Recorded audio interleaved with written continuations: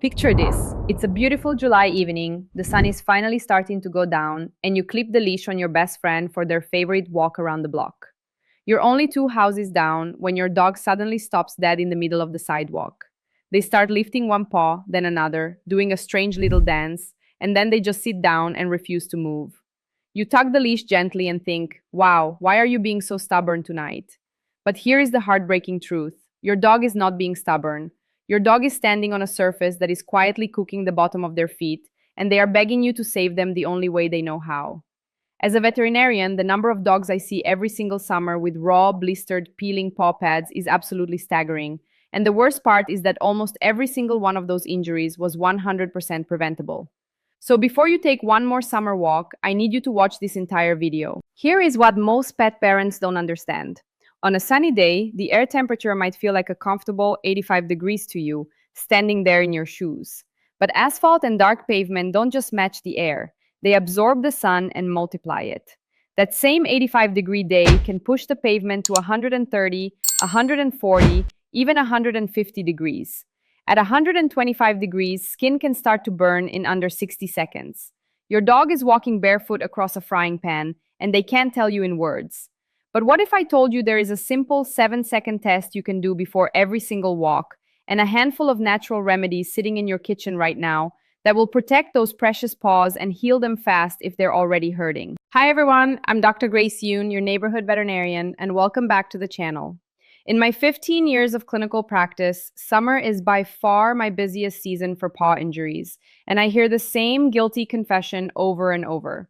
Dr. Grace, I had no idea. It didn't feel that hot to me. And please, if that is you, drop the guilt at the door right now. You are not a bad pet parent. Nobody teaches us this. Our dogs walk so happily on grass and cool floors all year that it never crosses our mind the ground itself could become a weapon. But today we are going to fix that forever.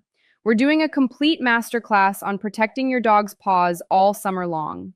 I'm going to show you the 7-second test, exactly how to read your dog's pads for hidden damage, the step-by-step first aid to do the second you get home, how to build tougher paws naturally, and the simple daily walking ritual that keeps them safe. So grab a notebook, hit that subscribe button to protect more pets this summer, and let's dive right in.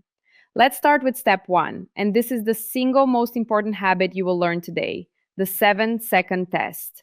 Before you leave the house for any walk between late spring and early fall, I want you to press the back of your hand, not your palm, the soft back of your hand, flat against the pavement or the sidewalk you're about to walk on.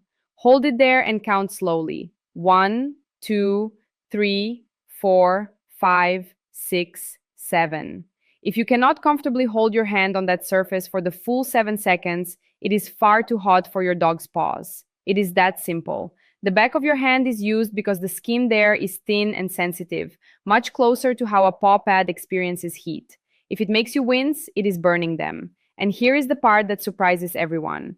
This applies to way more than just black asphalt. Concrete sidewalks, brick paths, metal manhole covers, the sandy beach, the wooden boards of a dock, the deck around a swimming pool, and especially the metal or dark rubber floor of a truck bed. All of these can hit skin-searing temperatures in direct sun. So test the exact surface you plan to walk on, every time, until the summer is over. Now, when is the pavement the most dangerous? A lot of people assume it's only risky at high noon, but that is a myth that gets a lot of dogs hurt. Pavement acts like a giant battery for heat. It soaks up the sun's energy all day long and then releases it slowly for hours after the sun goes down. So that pavement can actually be at its hottest around 5 or 6 in the evening, exactly when most of us decide it's finally cool enough to take our dog out. The safest windows are early morning, right after sunrise, before the ground has had time to load up with heat, and late at night, once the pavement has had several hours in the dark to release it. If you can only walk in the evening, get onto the grass and keep testing that surface with your hand. So now you know how to avoid the burn. But what if you're watching this and you're suddenly worried it may have already happened? Let's move to step 2, learning to read your dog's paws. Because dogs are absolute masters at hiding their pain. Their wild instincts tell them that showing weakness makes them a target. So a dog with genuinely painful, burned feet will often still wag their tail and try to keep up with you. You have to become a detective. The first thing to watch for on a walk is exactly what I described at the start: the sudden stop, the paw lifting, the hopping, or your dog trying to walk on the grass edge and avoid the pavement entirely. When you get home, this is where the real inspection begins. Sit down, flip your dog over into your lap, or have them lie on their side, and look closely at the bottom of each paw in good light. Healthy pads should look smooth and be a consistent color, whether that's black, pink, or a mix. What you are looking for are the warning signs: redness or an angry pink flush to the pads, pads that look darker than normal or even charred at the edges, any part of the pad that looks like it's peeling, flaking, or has a loose flap of skin, blisters which look like little bubbles or raised shiny spots, or in severe cases, a chunk of the pad missing entirely, sometimes leaving a raw, red patch underneath. You should also watch for obsessive licking. A dog who suddenly cannot stop licking one specific food the evening after a walk is very often nursing a burn. I want to tell you about a sweet golden retriever named Cooper who came into my clinic last July. His owner was devastated. They had taken Cooper on their normal 30-minute evening walk, the same route they always did, and Cooper had trotted along happily the whole way, never once complaining. It wasn't until they got home and Cooper started frantically licking his back feet that they flipped him over and saw it. Two of his four pads were blistered and starting to peel. That story breaks my heart because it shows you two things. Cooper was in real pain the entire second half of that walk, and he loved his owner so much that he pushed through it silently. So please, do not wait for your dog to cry out. They usually won't. Read their feet. Okay, let's say you've done the inspection and you found some redness or a mild burn. Don't panic. Move with me into step 3, immediate first aid. The very first thing you do is get them off the hot surface and stop the burning process. Gently bring your dog inside to a cool floor, ideally tile or vinyl. Now, we need to cool those pads down, but I need to give you a very important vet warning. Do not use ice or ice water. It feels like it makes sense, but applying ice directly to a fresh burn constricts the blood vessels and can actually cause more tissue damage. Instead, we use cool, not cold running water. Take your dog to the bathtub or use a gentle hose outside and let cool water run over their paws for about 10 minutes, or press a cool, damp washcloth against the pads and re-wet it as it warms up. This gently pulls the heat out and soothes the inflammation. After you've cooled them, pat the paws completely dry with a soft towel, being very gentle, no rubbing. Once the pad is clean and dry, this is where your kitchen becomes your pharmacy. For a mild burn, reach for organic, cold-pressed, unrefined coconut oil. Coconut oil is rich in lauric acid, which is a natural antibacterial and antifungal, so it helps keep a raw pad from getting infected, and it's wonderfully soothing and moisturizing on damaged skin. Take a small amount on your finger and gently massage a thin layer over each affected pad. The other beautiful option is 100% pure aloe vera gel, the same plant we reach for with our own sunburns. Aloe is cooling and speeds healing. But read this carefully. It must be pure aloe with no added alcohol, no lidocaine, and no artificial additives, and you only want to use a thin layer. Now here comes another critical vet warning, and this is the mistake I see constantly. Please do not slather a human burn cream, an antibiotic ointment like the triple antibiotic ones, or anything with zinc on your dog's paws. Here's why. Your dog will immediately lick their feet, and many of those human products are toxic when swallowed. Zinc especially can make dogs very sick. Whatever you put on those pads has to be something safe enough to eat because it will be eaten. To give the coconut oil or aloe a few minutes to absorb without being licked off, you can gently slip a clean cotton sock over the paw, or use the classic distraction trick and let your dog lick a spoonful of dog-safe peanut butter or plain unsweetened yogurt while the remedy soaks in. Just make an absolute mental note to check that the peanut butter contains zero xylitol, which some brands now sneakily list as birch sugar. Xylitol is fatal to dogs, even in tiny amounts. Now, when is a paw burn beyond the kitchen fix? I always promise you the honest truth, so here it is. These home remedies are wonderful for mild redness and minor surface burns, but if you see deep blisters, if entire chunks of the pad are missing, if the raw tissue underneath is exposed, if the paws are swollen, or if your dog is limping badly and won't put weight on the foot, this is a serious burn and it needs a veterinarian. Deep pad burns can get infected quickly and are genuinely painful, and your vet can provide proper pain relief, antibiotics, and protective bandaging. When in doubt, make the call. There is never any shame in getting your best friend the help they need. All right, my friends, we've put out the fire. Now let's talk about prevention, because an ounce of prevention truly is worth a pound of cure here. Welcome to step 4, protecting those paws before you ever step outside. The simplest, most powerful tool is timing, which we already touched on. Walk in the cool early morning and the late night, and let your midday exercise happen indoors or in a shaded, grassy park. Your second tool is your route. Train yourself to walk on grass, dirt trails, and shaded paths instead of open pavement. Even crossing the street to the shady side can drop the ground temperature dramatically. Plan your walk around shade like it's a treasure map. Your third tool is physical protection, and the gold standard here is a good pair of dog booties. I know, we've all seen the hilarious videos of dogs high-stepping around the living room like they're walking on the moon the first time they wear boots. So here's the secret to making booties actually work. You have to acclimate your dog to them slowly and indoors first. Start by just putting one booty on and immediately giving a high-value treat, then taking it off. Do this over several days, adding one booty at a time, always pairing it with treats and praise, until wearing all 4 feels completely normal and rewarding. Look for booties with a flexible, grippy rubber sole and a secure Velcro strap so they don't slip off. For dogs who truly refuse to tolerate boots, your alternative is a protective paw wax or balm. You can buy commercial ones, or you can make a simple version at home. Gently melt together roughly 2 parts coconut oil, 1 part shea butter, and 1 part beeswax. Let it cool into a solid balm and rub a thin layer onto the pads before walks. It creates a breathable, semi-protective barrier against hot surfaces and rough ground.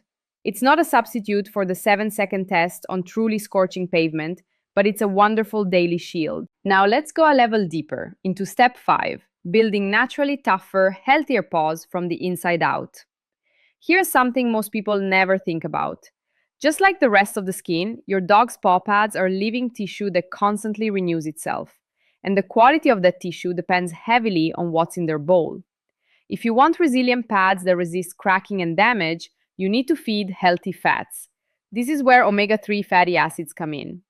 Omega-3s are nature's anti-inflammatory, and they are the building blocks of strong, supple, well-hydrated skin. My favorite affordable way to add them is a can of sardines packed in water with no added salt. Mash 1 small sardine into your dog's food a couple of times a week, and you're delivering a powerful dose of omegas that nourish the pads from within. If your dog isn't a fish fan, a squirt of pure salmon oil kept in the fridge works beautifully. Just remember, omega-3 is a fat, so start with a tiny amount and work up slowly over 2 weeks. Or you may be cleaning up an upset tummy. But here is the balancing act I want you to understand, because it's a mistake even well-meaning owners make. There is such a thing as paws that are too soft. If you obsessively moisturize your dog's pads every single day, you can actually make them soft and tender, which makes them more prone to tearing and abrasion. Nature designed pads to be tough. So think of it this way. Use your balms and coconut oil to heal damage and to protect before a tough walk, but you don't need to be slathering them daily on healthy feet. Let those pads develop their natural, resilient callus. And one more gentle, overlooked tip. Keep the fur between your dog's paw pads trimmed neatly in the summer. Long fur there traps moisture, debris, and little bits of hot sand or gravel, and it can hide the early signs of a burn or a foxtail from your inspection. A tidy paw is a healthy paw. We are covering a lot today, so grab a quick sip of water because step 6 ties it all together. The paws are just the beginning. They are the canary in the coal mine for summer heat danger to your dog's entire body. If the ground is hot enough to threaten their feet, the whole environment is hot enough to threaten their life. And heat stroke in dogs can be fatal shockingly fast. So the same brain that says test the pavement should also say never ever leave your dog in a parked car. Not even for 2 minutes, not even with the windows cracked, because a car becomes a deadly oven in minutes. That same brain should always pack fresh, cool water and a collapsible bowl for any summer outing, and should offer frequent shade breaks. You can even support their hydration from the bowl at home by pouring a little cool, unsalted bone broth or plain water over their food to boost their fluid intake. And watch for the signs that heat is winning. the heavy, frantic panting, thick drooling, bright red gums, wobbliness, or a dog who just lies down and won't get up. If you see those, you're now in an emergency, and it's cool water and a vet immediately. Your dog's paws are the early warning system. Listen to them and you protect the whole dog. Wow, we have covered an incredible amount of ground today. The 7-second hand test, reading the pads, cool water first aid, coconut oil and pure aloe, safe booties and homemade paw balm, omega-3s for tougher pads, and the bigger picture of summer heat safety.